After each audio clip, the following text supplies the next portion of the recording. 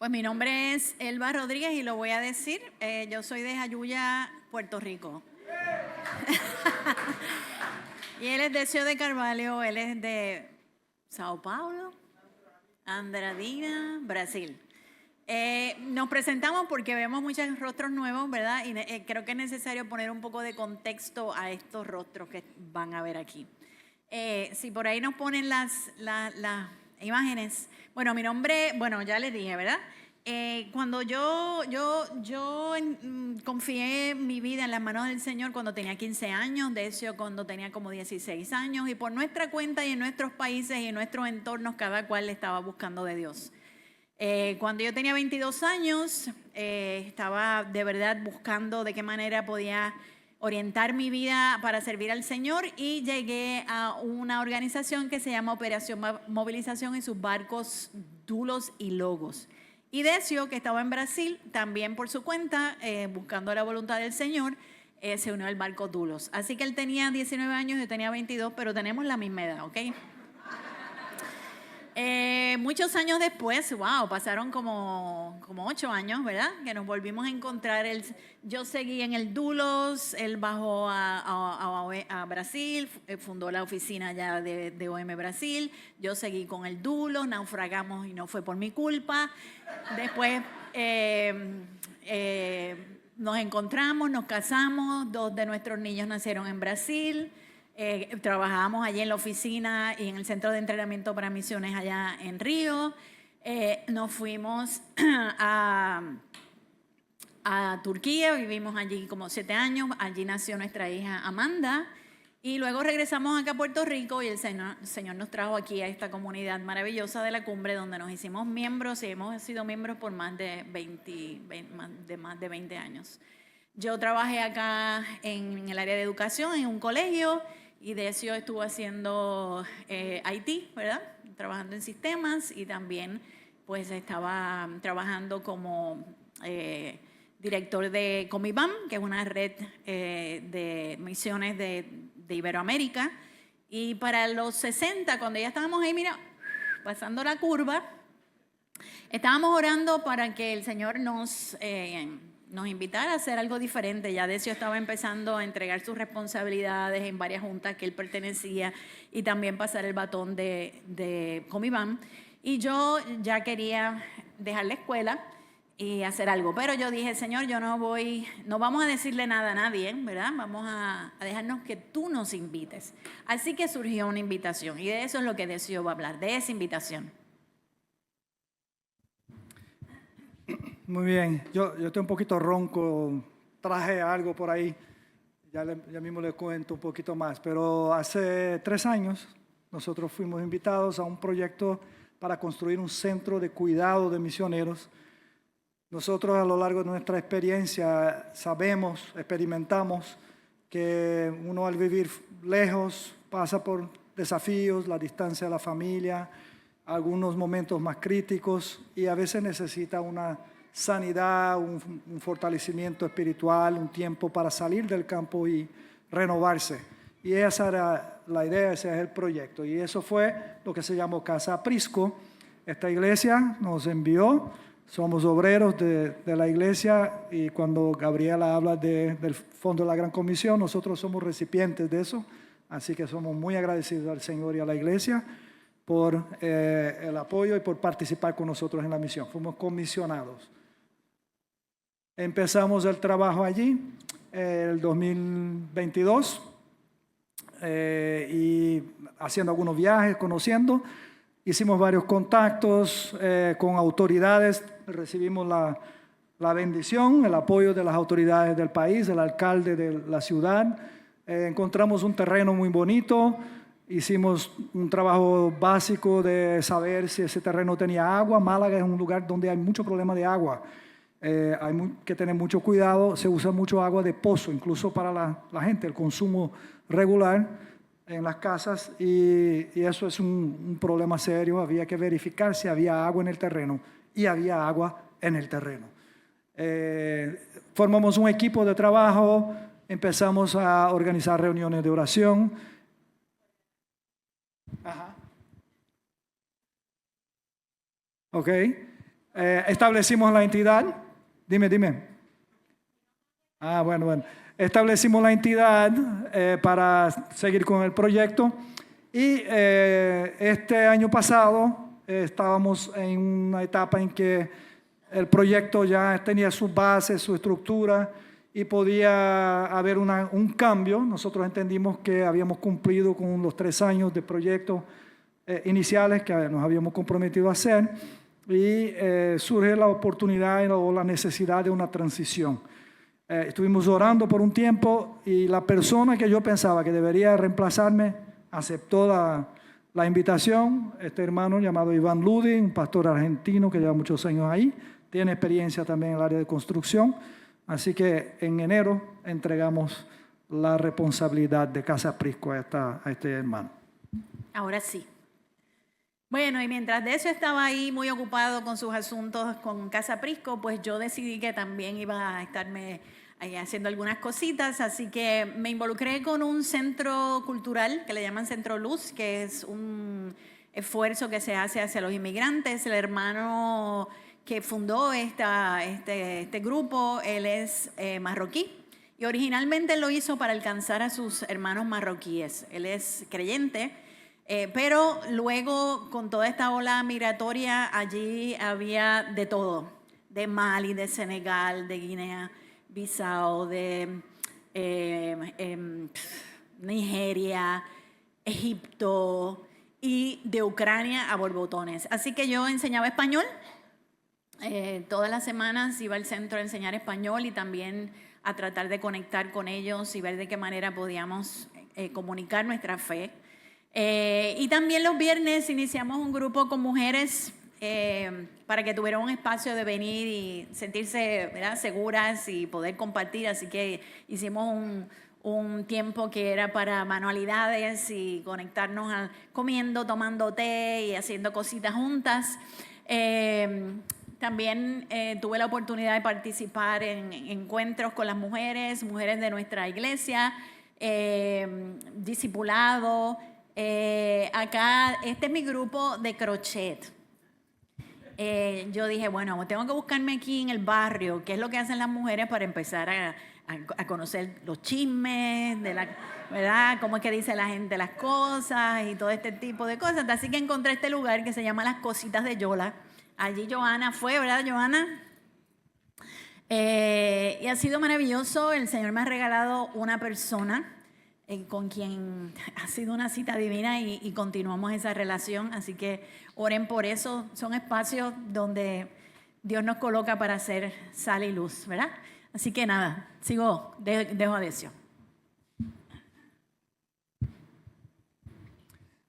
Pues nosotros hemos entendido que hemos sido muy bien cuidados durante esos 3 años. Hemos recibido la visita de líderes de la iglesia, el pastor Steven y otros. Nos visitaron, incluyendo también el superintendente, el pastor Javier. Y hemos tenido la oportunidad también de cuidar. Hemos recibido familias de misioneros, incluyendo una de la Alianza de Colombia, que estaban pasando un tiempo, una necesidad. Están trabajando en Guinea-Conakry, un lugar bien difícil, donde hay mucha enfermedad, hay muchos problemas, mucha lucha. Así que hemos sido cuidados, sentimos que Dios ha estado presente.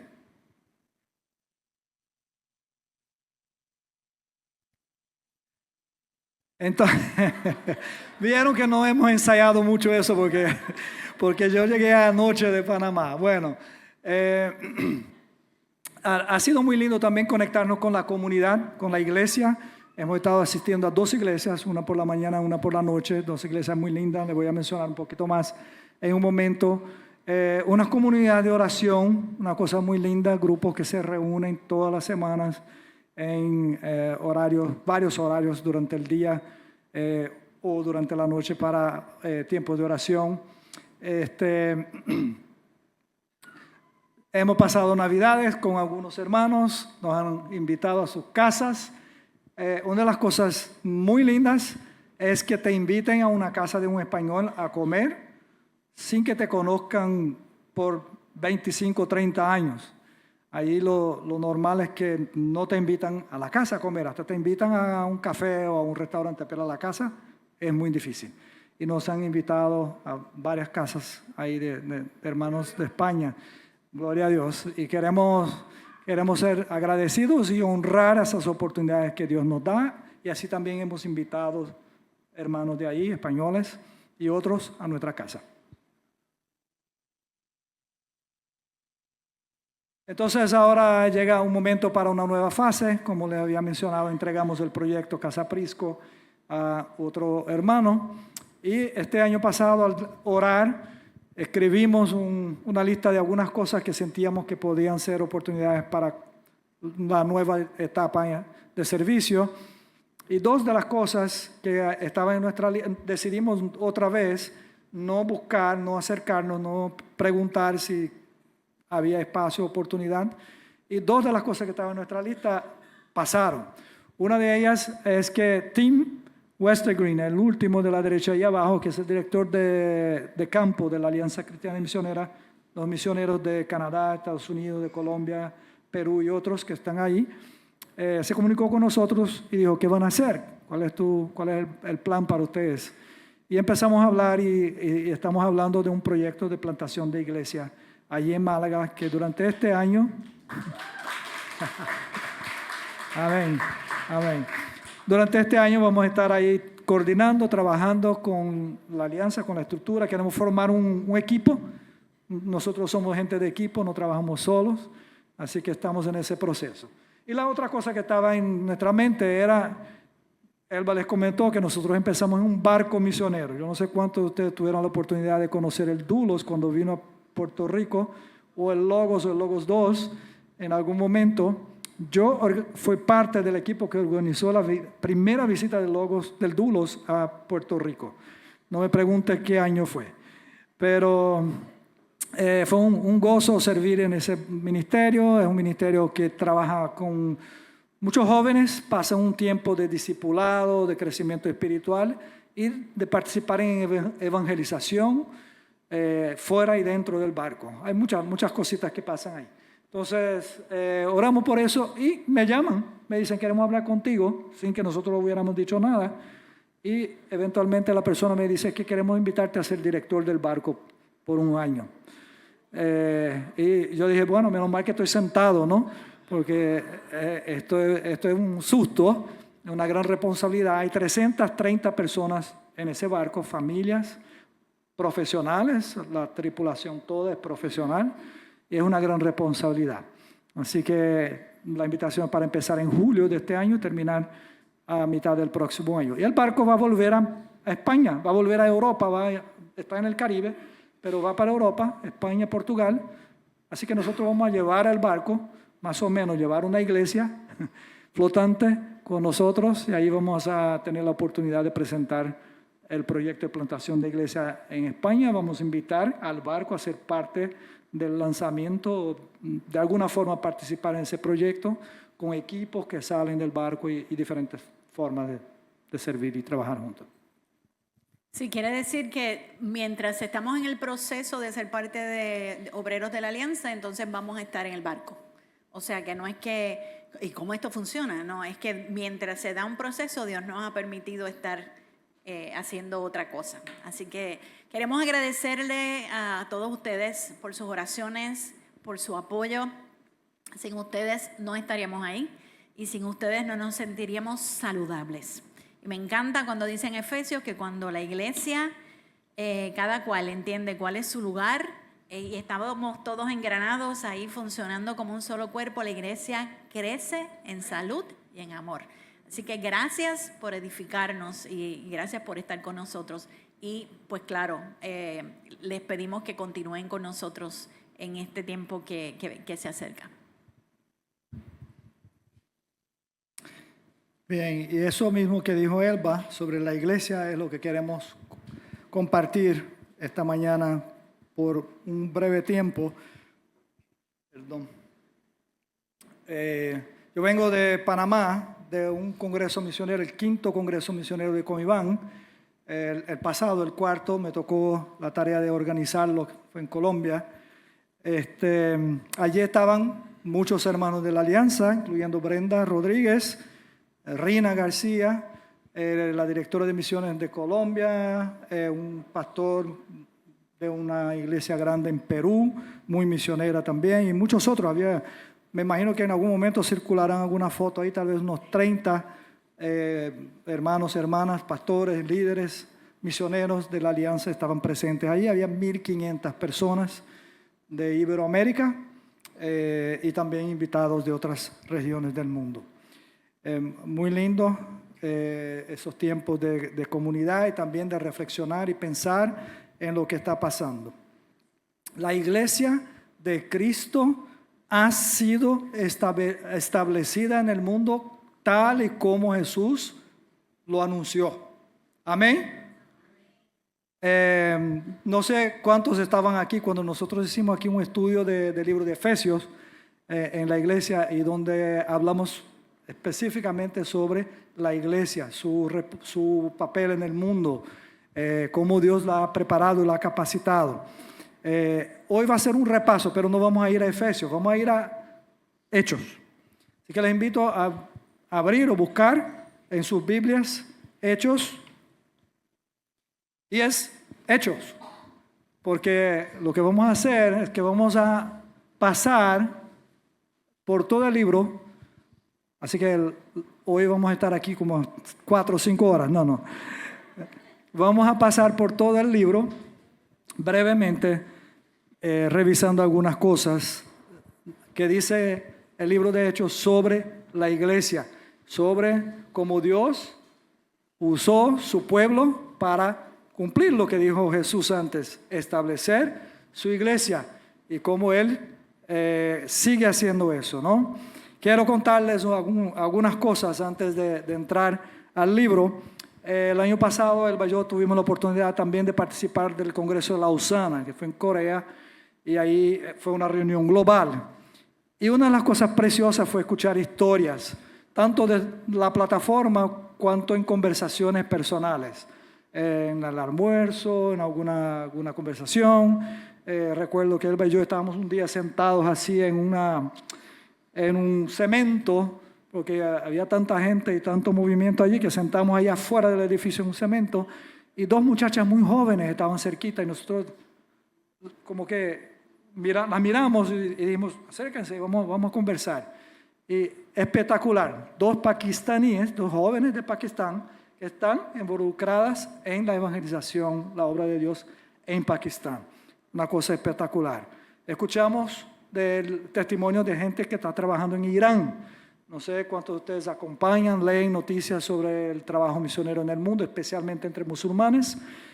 Irán es un país oficialmente musulmán, pero Dios está haciendo cosas espectaculares ahí. Una historia muy linda de una mujer que Dios puso en su corazón plantar iglesias, y puso en su corazón plantar 7 iglesias, si no me equivoco, 7 o 8 iglesias, y ella en diferentes ciudades.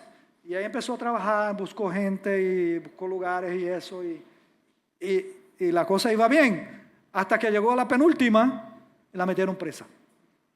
Y la amenazaron y pasó un montón de cosas, y ella buscó al Señor, oró y dijo, Señor, tú me pusiste esto en el corazón, yo quiero completar la tarea que me diste, y Dios la sacó de ahí, y ella completó su tarea de plantar las 7 iglesias en Irán. Una cosa espectacular.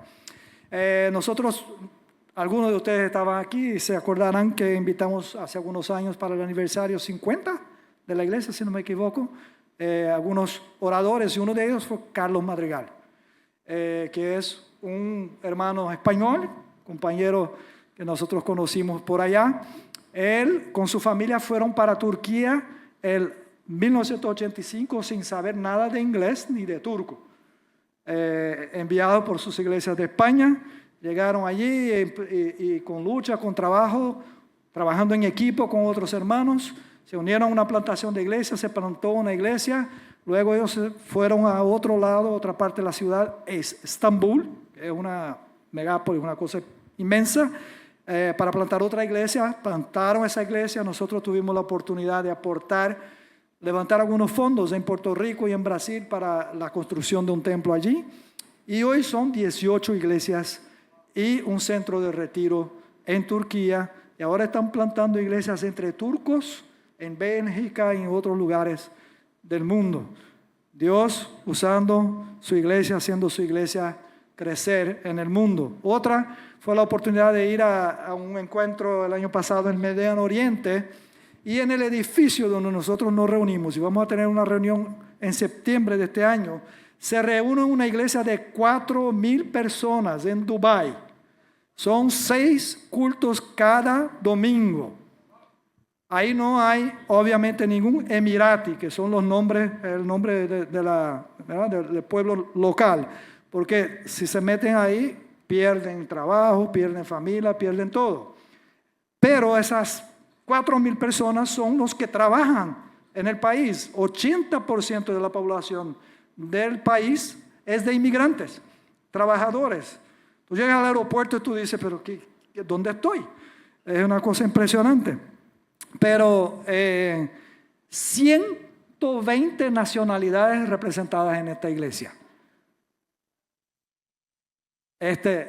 Gloria a Dios, ¿no? Qué cosa espectacular. Dios trayendo gente, y muchos de ellos son cristianos. Un montón de filipinos, gente de la India, africanos, que son creyentes, van ahí porque hay trabajo, y en su trabajo discretamente sirven con honradez, haciendo un buen trabajo, son fieles en su trabajo, y la gente empieza a observar eso y les abre puertas para dar testimonio allí.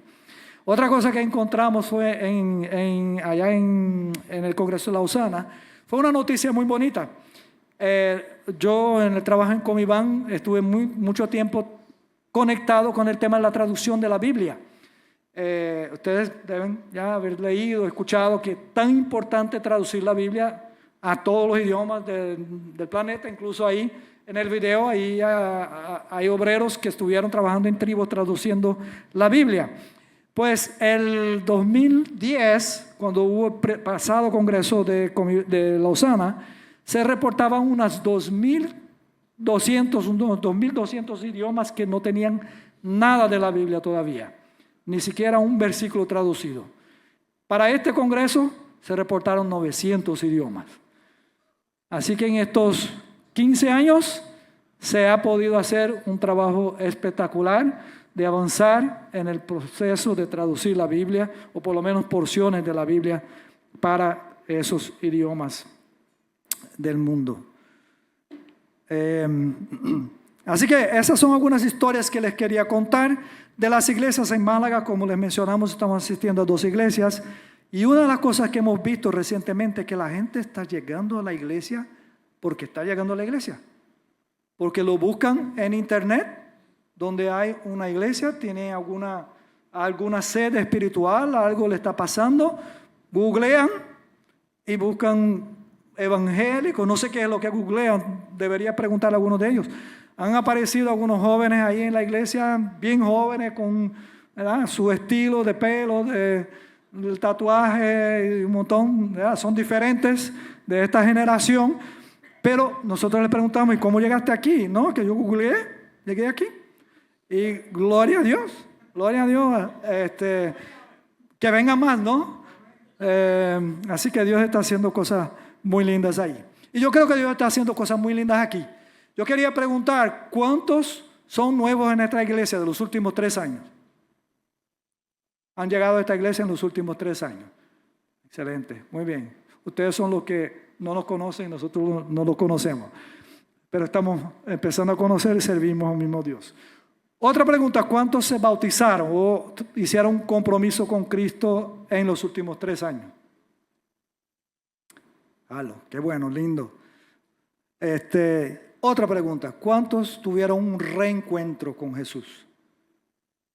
¿Cuántos se reconciliaron con Jesús? Quizá en los últimos 3 años. Gloria a Dios. Dios está activo, trabajando en el mundo a través de su iglesia. Ahora sí, vamos a Hechos, capítulo 1, versículo 4. Y dejen ahí el libro abierto en Hechos, porque vamos a ir rapidito pasando por varios pasajes. Muchos de esos pasajes son muy conocidos de todos nosotros, pero quiero enfatizarlo en relación a lo que Dios está haciendo en el mundo a través de su iglesia y en su iglesia. Hechos 1:4 dice, mientras estaban juntos, les mandó que no se fueran de Jerusalén, sino que les dijo, esperen la promesa del Espíritu, del Padre, la cual ustedes oyeron de mí. Esa fue una instrucción que Jesús les dio. Ahora salten al capítulo 2, versículo 1 y dice, cuando llegó el día de Pentecostés, ¿qué pasó? Todos ellos estaban juntos y en el mismo lugar. Un grupo, una comunidad, una pequeña iglesia que se estaba estableciendo obediente y sumisa a la voz de su maestro, de su Señor. Esa fue una parte sumamente importante del comienzo de la iglesia. Ahora vamos a Hechos 2, capítulo 2, versículo 41. Dice, fue así como los que recibieron su palabra fueron bautizados, y ese día se añadieron como 3,000 personas a la iglesia. Ahora, y el 42, las cuales se mantenían fieles a las enseñanzas de los apóstoles y en mutuo compañerismo, en el partimiento del pan y en las oraciones. Una iglesia que demuestra que es fiel y comprometida con el Evangelio, con la palabra de Dios, que va aprendiendo a vivir el Evangelio, que sirve a su comunidad. Ahora vamos al capítulo 4, versículo 1 para empezar. Capítulo 4, 1. Dice, mientras hablaban así con el pueblo, se le vinieron encima los sacerdotes, el jefe de la guardia del templo y los saduceos. Y ahora el versículo 4 dice, pero muchos de los que habían oído sus palabras creyeron, y contados solamente los varones eran como 5,000. La iglesia se va formando y va creciendo. Versículos 14 y 15, también de ese mismo capítulo 4, dice, el 14 dice, y al ver junto a ellos al hombre que había sido sanado, no pudieron decir nada en su contra, pero les ordenaron que salieran del concilio para poder dialogar entre sí. Y luego el versículo 20 dice, porque nosotros no podemos dejar de hablar acerca de lo que hemos visto y oído. Una iglesia osada, una iglesia perseverante delante de las dificultades, de los retos de la misión. Recuerdo que hace varios años, cuando tenía la función de director de Comibán, yo viajé a Cuba. Y en una conversación, yo me hospedé en la casa de un pastor local ya mayor, y él me contó lo siguiente. Él me dijo que durante la revolución las iglesias se cerraron, ¿verdad? Eso lo hemos escuchado, sabemos, hubo persecución. Después de la revolución muchos han pasado también por la cárcel y todo eso. Pero un tiempo después permitieron que las iglesias volvieran a abrir sus puertas. Y cuando abrieron, se llenaron. Un montón de gente vino para la iglesia. Gente que no venía antes empezó a volver a la iglesia. Se llenaron las iglesias. Los pastores decían, es que no tenemos espacio. Necesitamos construir templos nuevos. Y decidieron ser osados y pedir al gobierno permiso para construir templos nuevos. Y se acercaron al Partido Comunista, no sé, a qué departamento, y dijeron, queremos construir nuevos templos, porque ya no cabe la gente. Y el oficial les dijo, bueno, vuelvan como en 3 meses, porque vamos a tener una reunión del partido, y yo voy a llevar el tema ahí, y cuando vuelvan yo les doy una respuesta. Y esperaron, volvieron en 3 meses al oficial, y llegaron a su oficina, y él les dijo, bueno, hemos discutido el asunto entre los oficiales del partido y hemos decidido que ustedes no pueden, no le vamos a dar permiso para construir nuevas iglesias. Pero se pueden reunir en las casas. ¿Qué le parece? Plantaron una iglesia en cada casa en Cuba, el Partido Comunista. Y la iglesia ha explotado. Cuando yo fui ahí, que ya había pasado mucho tiempo de la Revolución Comunista, todavía no hay suficientes templos, la gente estaba parada fuera de los templos viendo el servicio por la ventana. Una iglesia osada, persistente, perseverante. Hechos 4, 24 y 29. Dice, al oírlos todos juntos elevaron sus voces a Dios y dijeron, soberano Señor, tú creaste el cielo y la tierra y el mar y todo lo que hay en ellos. Y luego el versículo 29 dice, ahora Señor, mira sus amenazas y concede a estos siervos tuyos proclamar tu palabra sin ningún temor. Una iglesia que adora al Señor, ora y confía en el Señor para seguir haciendo su tarea, su parte en la misión.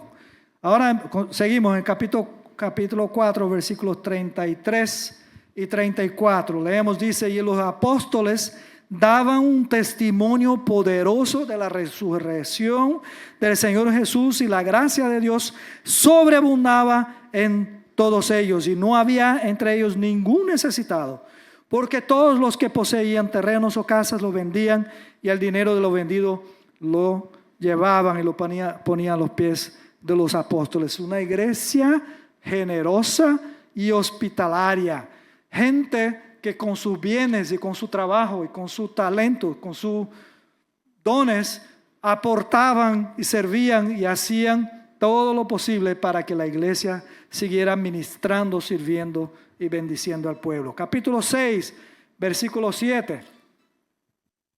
Leemos, dice, conforme crecía el conocimiento de la palabra del Señor, se multiplicaba también el número de los discípulos en Jerusalén, y aún muchos de los sacerdotes llegaron a creer. Yo creo que esa última frase, por lo menos a mí, se me ha pasado desapercibida por mucho tiempo. Pero imagínense que aquellos sacerdotes que habían estado atacando y oponiéndose al evangelio, e incluso planificaron la crucifixión de Jesús, creyeron también por medio de los apóstoles. Es una iglesia que discipula, que exhorta, que enseña, que está comprometida con el estudio de la palabra de Dios, y por lo tanto la iglesia va creciendo. Entre esta parte, este capítulo y el capítulo 8, y en el capítulo 8 y parte del 9, vienen etapas difíciles. Ahí viene la persecución de Esteban y el martirio de Esteban. Pero también vienen etapas de oportunidades, dificultades y oportunidades. Eso es la vida, ¿verdad? Eso es parte de todo lo que hacemos en el trabajo, en la vida y en la misión también. Viene la conversión, viene la persecución de Saulo, viene la conversión del etíope, y también ahí empieza la historia de la conversión de Saulo, que después se convierte en Pablo, que se encuentra con Jesús en el camino. En el capítulo 8, versículos 4 y 5, leemos. El capítulo 7 es largo porque ahí hay muchos eventos. Capítulo 8, versículos 4 y 5. Ahí leemos, mientras tanto los que se habían dispersado iban por todas partes anunciando el evangelio. Fue así como Felipe llegó a la ciudad de Samaria y allí les predicaba a Cristo. La iglesia llena de fe en medio de la persecución, comprometida, un compromiso genuino con Jesús, aunque es dispersa, aunque está viviendo ese tiempo difícil, ahí sigue anunciando el evangelio en otros lugares, en nuevos lugares. Capítulo 9, versículo 31. Dice, mientras tanto las iglesias en toda Judea, Galilea y Samaria vivían en paz y eran edificados en el temor del Señor, y su número iba en aumento por la fuerza del Espíritu Santo. La iglesia va creciendo, entendiendo su misión, es edificada y fortalecida por el Espíritu Santo, equipada y capacitada para cumplir su tarea. Escribiendo su carta a los Efesios, Pablo dice, él resalta la importancia de conocer profundamente al Señor para que estemos capacitados y equipados para su misión. Dice él, versículo 13 del capítulo 4 de Efesios, hasta que todos lleguemos a la unidad de la fe y al pleno conocimiento del Hijo de Dios, a la condición de un hombre maduro, a la medida de la estatura de la plenitud de Cristo. ¿Te fijaste? Ya son por lo menos 3 iglesias fuera de Jerusalén. Dice, las iglesias de Judea, de Galilea y de Samaria. ¿Qué te acuerda de eso? ¿Ah?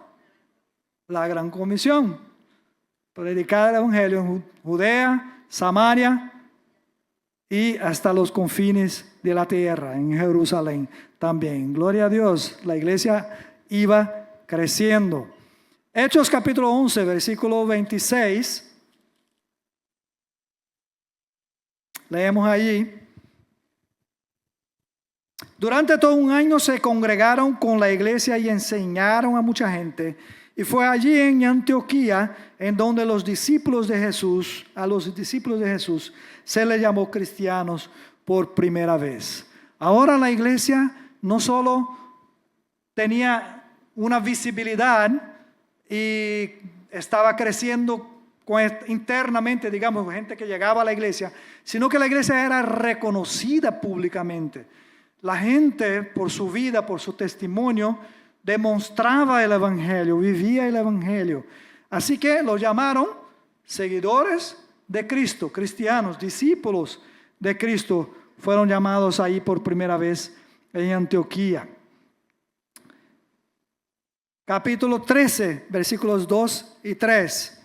Dicen, con ellos servían al Señor y ayunaban, como ellos servían al Señor y ayunaban, siempre el Espíritu Santo dijo, apartadme a Bernabé y a Saulo, porque los he llamado para un importante trabajo. Y así, después de que todos ayunaron y oraron, les impusieron las manos y los despidieron, los enviaron. La iglesia empieza a multiplicarse y a enviar misioneros. Pero esta era una iglesia nueva, era una iglesia naciente todavía. Y Dios les dice, de aquí quiero empezar a sacar gente para una nueva tarea, para una tarea más allá. Aquí empieza el trabajo de la misión del apóstol Pablo, su primer viaje misionero. Qué espectacular, ¿no? ¿Saben dónde estaba esa iglesia? Esta iglesia ya no era ni siquiera de las que estaban ahí cerca de Jerusalén. No estaba en Judea, no estaba en Samaria ni en Galilea, que son regiones de lo que era el territorio de Jerusalén. Estaba en Antioquía. Esto era al otro lado del Líbano, al otro lado de Siria, en lo que es hoy Turquía. Esta iglesia naciente, Dios la llama para ser una iglesia que se va a multiplicar y que va a enviar obreros al mundo. Hechos 14, 27.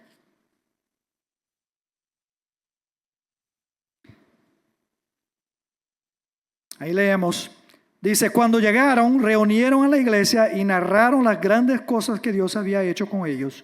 Y como había abierto la puerta de la fe para que los no judíos entraran por ella. Bueno, eso ya estaba pasando. Ya había pasado en muchos lugares. Pero finalmente esta noticia y este diálogo y este debate llega a la iglesia de Jerusalén, la primera, y van a empezar a hablar de, oye, es verdad que los no judíos, los gentiles, también son invitados a la mesa. Fue esa conversación que fue importante y tuvo sus implicaciones, empieza a ocurrir ahí en Jerusalén. Y la iglesia reconoce que Jesús dio su vida por todos, no solo por algunos, no por una sola raza, sino por todos. Una de las cosas que me ha impresionado en los últimos meses en mi lectura bíblica es encontrar la expresión el hombre de Galilea en la Biblia. Jesús es uno de sus nombres, es el hombre de Galilea. Y ese nombre viene del hecho de que él vivió en Galilea. Él nació en un lugar, en su infancia se crió en Nazaret, pero cuando llegó el momento para su ministerio, ¿dónde fue que Jesús fue a vivir? En Galilea. ¿Y qué había dicho Isaías de Galilea? Galilea de los gentiles. Galilea de los gentiles. ¿Y por qué Galilea de los gentiles? Capernaum, que fue la ciudad donde Jesús vivió, una ciudad al margen del lago de Galilea, donde había muchos pescadores, que fueron los que fueron invitados, muchos de ellos a ser los discípulos de Jesús. Era una ciudad, era una región de inmigrantes. Era una región donde la mayoría de la población no era de judíos, era de inmigrantes. Jesús quiso mostrar desde su primer día de ministerio, de servicio en la tierra, que el evangelio era para todos. Ahí hizo milagros entre personas que nosotros ni siquiera sabemos, que eran de muchas razas, de muchos lugares del mundo. Capítulo 15, versículo 41. Ahí leemos: y a su paso por Siria y Cilicia fue confirmando las iglesias. Una iglesia que a lo largo de su trabajo de crecimiento, de multiplicación, hace también el trabajo de fortalecimiento, de invertir, de apoyar y aportar. No es cuestión de mandar y ya, ellos allá que hagan su trabajo. La iglesia de aquel tiempo, cuando se estaba estableciendo y formando, cumpliendo la expresión, la afirmación de Jesús, fue una iglesia que se comprometió con sus procesos de plantación de iglesia. Hechos 16:5, ahí leemos: y así las iglesias eran confirmadas en la fe, y su número aumentaba cada día. Una iglesia que se crecía, que se expandía, que se multiplicaba y daba fruto aquí, allá y en todo lugar, como hemos dicho aquí en la cumbre. Y ver capítulo 20, versículo 28, ahí leemos: yo les ruego que piensen en ustedes mismos y que velen por el rebaño sobre el cual el Espíritu Santo los ha puesto como obispos, para que cuiden de la iglesia del Señor, que Él ganó por su propia sangre. Es una iglesia que sabe que es valiosa. Es una iglesia que sabe de dónde viene su valor. Es una iglesia que sabe que alguien dio todo, dio su vida, dio su sangre por ella, y por lo tanto es una iglesia entregue, comprometida con Él y con su obra y con su misión en el mundo. Es la novia de Cristo. Así que nosotros, iglesia, somos la novia de Cristo. Tenemos un valor, somos valiosísimos en el reino de Dios y somos valiosísimos en el mundo.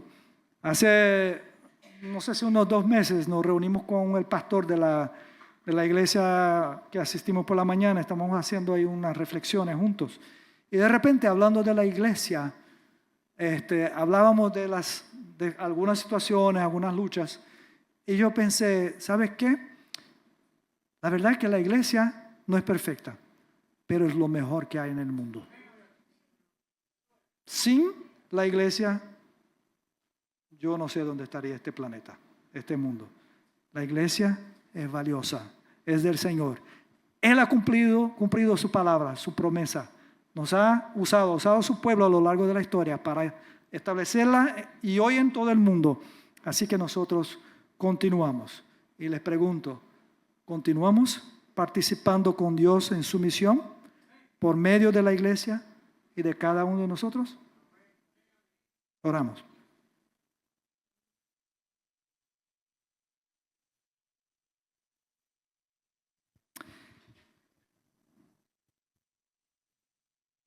Querido Padre, cuánto te agradecemos. No solo por haber venido al mundo, y eso bastaría, por haber venido al mundo y vivido entre nosotros y dado tu vida por nosotros. Pero obviamente no hubiéramos escuchado y conocido si no fuera porque estableciste la iglesia. y porque hombres y mujeres fueron fieles a lo largo de la historia en caminar contigo para establecerla desde Jerusalén y hasta los confines de la tierra. Y hoy, Señor, sabemos que tú nos invitas a participar contigo de esa obra. Guíanos, úsanos para tu gloria. En el nombre de Jesús. Amén.